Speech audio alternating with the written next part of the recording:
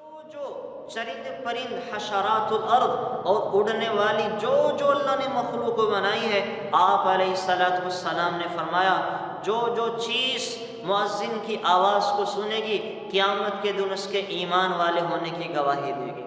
کتنی بڑی سعادت ہے کہ مؤذن نے آذان دی اور اللہ کی بنائی ہر مخلوق نے، وہ جاندار ہے یا بے جان، وہ چلنے والی یا دوڑنے والی، وہ پھنکارنے والی یا دھاڑنے والی، وہ دریاؤں کا بہتا ہوا پانی یا سمندروں کا ٹھہرا ہوا گہرا پانی ہے، جو مخلوق بھی سنے گی قیامت کے دن اس کے ایمان والے ہونے کی گواہی دے گی۔ ہر آدمی اپنے ایمان پہ گواہیاں پیش کرے گا، ہر آدمی اپنے ایمان پہ گواہیاں پیش کرے گا، لیکن مؤذن وہ ہے کہ جس کے ایمان والے ہونے کی گواہی اللہ کی مخلوق پیش کرے، اللہ کی مخلوق پیش کریں گی۔ تو کتنی بڑی سعادت ہے جو مؤذنین کے آپ علیہ الصلوۃ والسلام نے بتائی ہے۔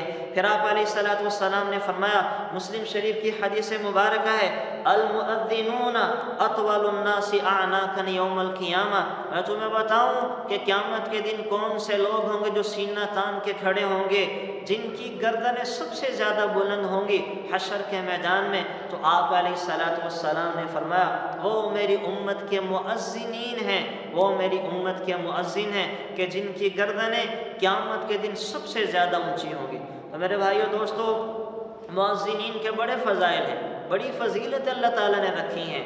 تو ہم عام طور پہ آذان کہتے ہوئے شرماتے ہیں، تو یہ فضیلتیں زور بازو سے یا اور کسی عمل سے حاصل نہیں ہوں گی، یہ تو آذان دینے ہی سے ملیں گی۔ تو میں گزارش کروں گا آپ میں سے جو کوشش کیا کریں کہ ہر کوئی آذان دے، ہر کوئی آذان کہے اور اس فضیلت کو کسی نہ کسی درجے کے اندر حاصل کرنے کی کوشش کریں۔ اللہ تعالیٰ مجھے آپ کو عمل کرنے کی توفیق نصیب فرمائے۔